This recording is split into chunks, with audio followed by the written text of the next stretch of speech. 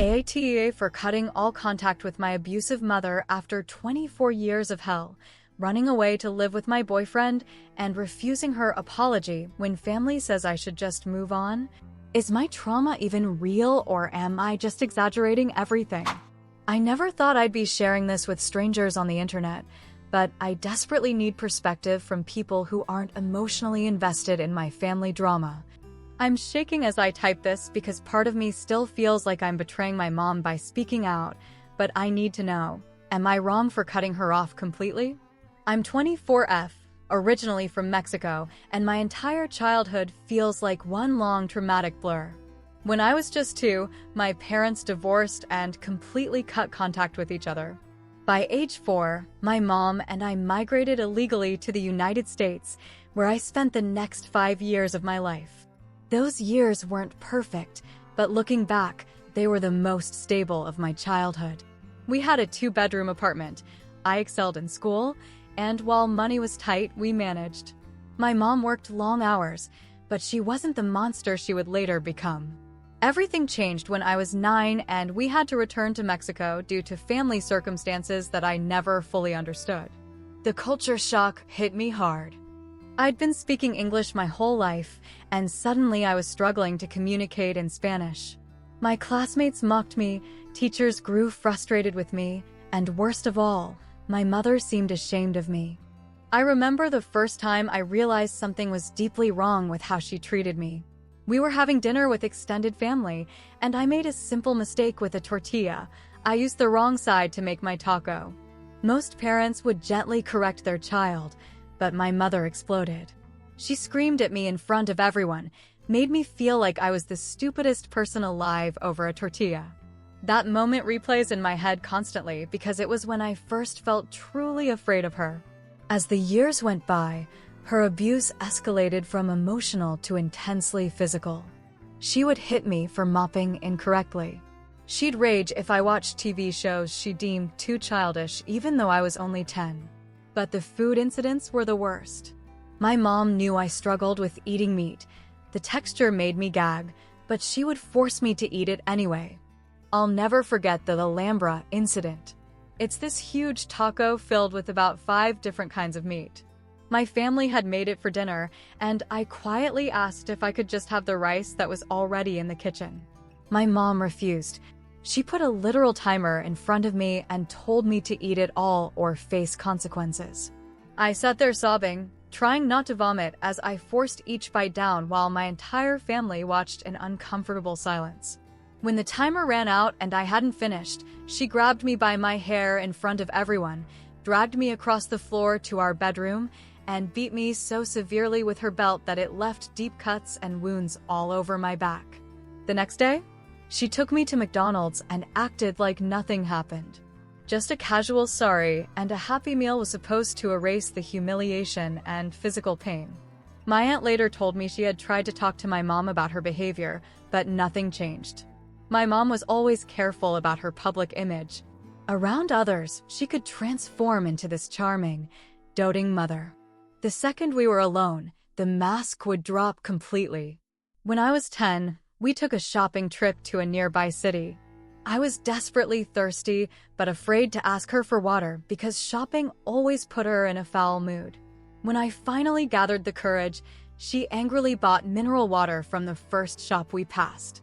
I took one sip and couldn't swallow it. The taste was horrible to me. Instead of understanding, she snatched the bottle from my hands, gave it to a random stranger, and then did something I still have nightmares about. As we approached the bus stop to go home, she suddenly stopped, slammed a single coin into my palm, and said, "You go home alone. I'm fed up with you." Then she boarded the bus, leaving me, a 10-year-old child, alone in a city I barely knew. I was hysterical with fear, sobbing uncontrollably in a crowd of strangers. I had never taken a bus alone before. In desperation, I ran after the bus, managed to get on, and hid in the back. When she spotted me, she didn't show relief that I was safe. She was furious. When we got off at our stop, she threatened me to never tell anyone what happened.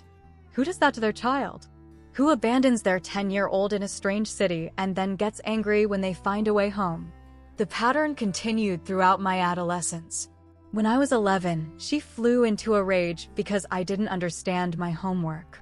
She gathered all my school books and threw them in the trash, screaming that I was too stupid for school and threatening to pull me out and force me to work instead. She sent me to get a larger trash bag so she could throw away more of my belongings. I ran crying to my aunt's store across the street. My aunt comforted me and confronted my mom, who suddenly transformed into a completely different person, laughing, making light of the situation, acting like it had all been a joke. That night at home, she acted like nothing had happened. This Jekyll and Hyde behavior was constant. Around others, she was Mother of the Year. When we were alone, she was a nightmare. I remember when I was 15 and registering for high school, she became impatient waiting in line for documentation. She wanted me to go to the bank alone to make a payment, something I'd never done before. When I nervously suggested we wait together, she seemed to agree, but once we left the school grounds, she exploded in public. Right there on the street with classmates walking by, she threw all my registration documents on the ground, ordered me to pick them up, and when I handed them back, she grabbed my hand and scratched it so violently I had bleeding blisters for weeks, all while hissing that I was useless and stupid. I lied to everyone at school, claiming my cousin had accidentally injured my hand while playing. I was too humiliated to admit the truth. My first taste of rebellion came at 16 when I got my first boyfriend. My mom monitored everything, checking my phone daily, reading my text messages, interrupting phone calls. I was only allowed to use my phone until 9 p.m., and she forced me to go to bed at 10 p.m. sharp. We shared a small room and even a bed because we were poor. One night, I'd had enough. When she demanded my phone, I simply said no for the first time in my life. She was shocked. While I changed into pajamas, I slipped my phone into my jeans pocket and crawled into bed. She started screaming, demanding my phone. When I ignored her, she called my number repeatedly, but my phone was on silent. Then she did something terrifying. She literally jumped on top of me in bed and tried to punch me.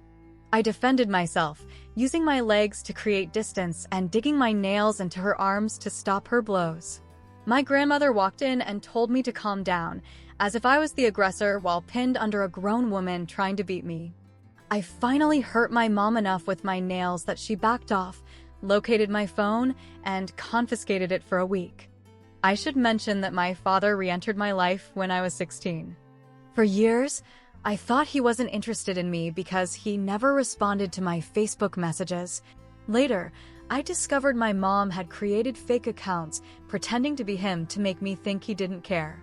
When we finally connected through his real account, he was desperate to rebuild our relationship and devastated about the years we'd lost.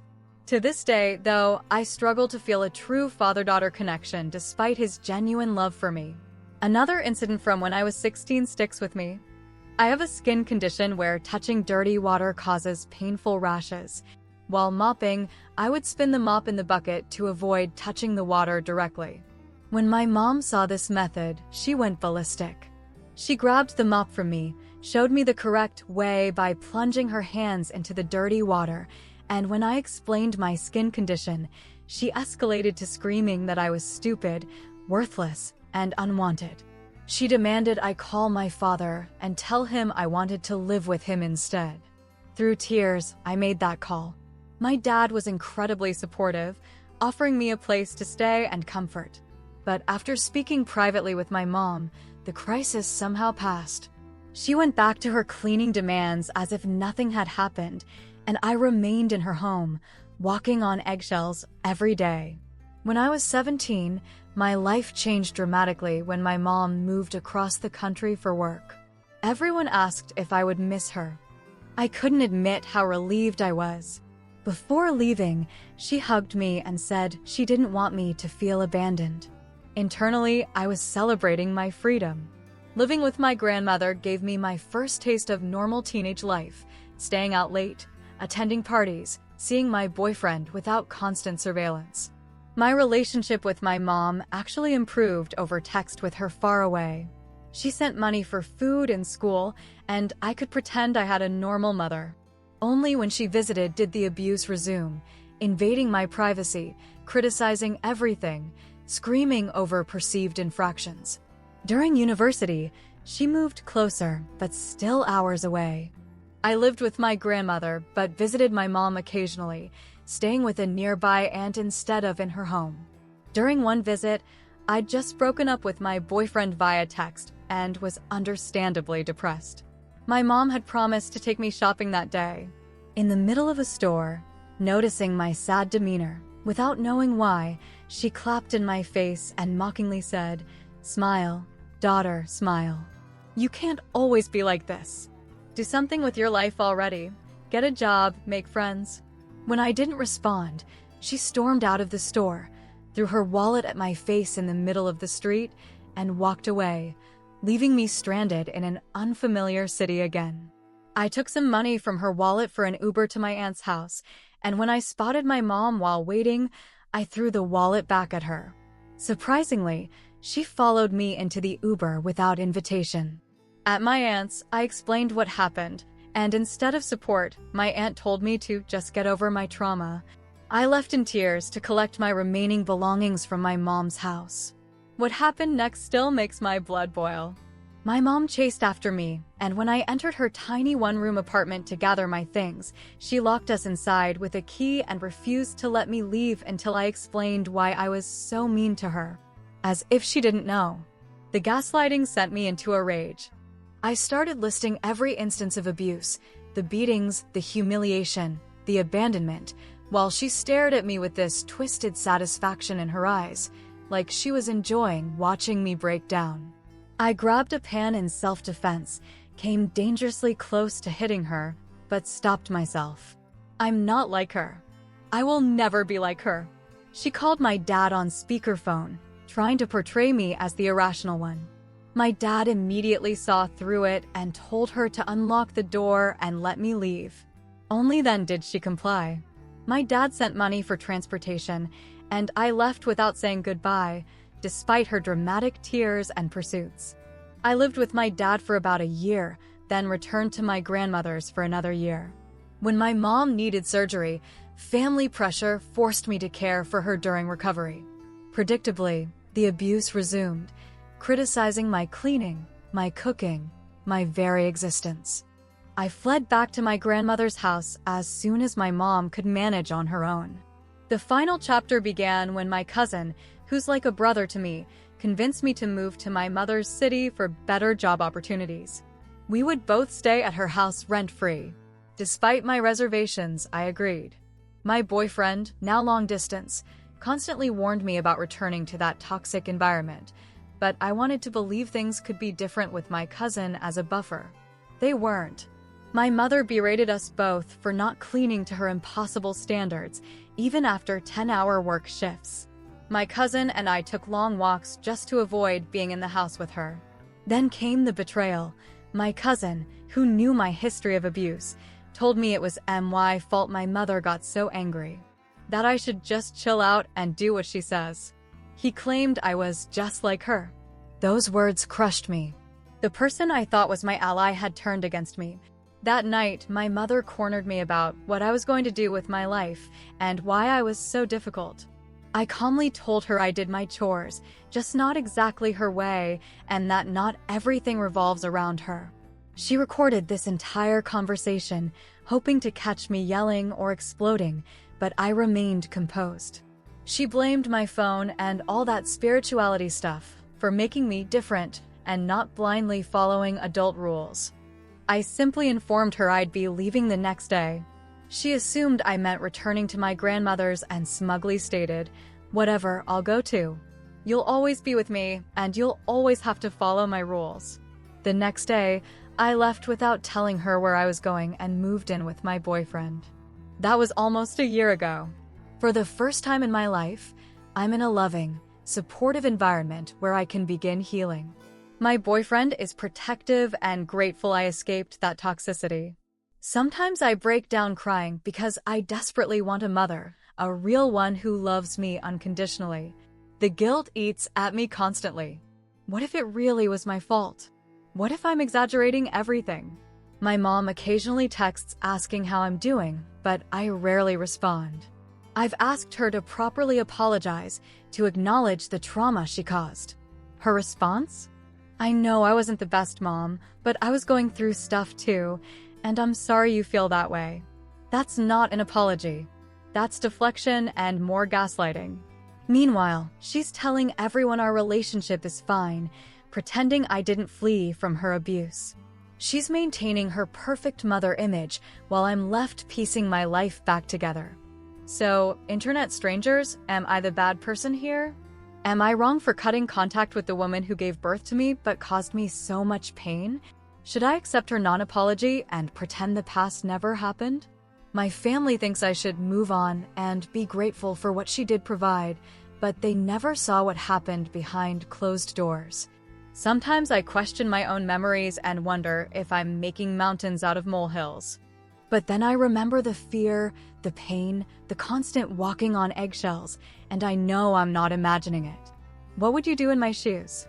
Is wanting a sincere apology and acknowledgement of abuse too much to ask before considering rebuilding a relationship?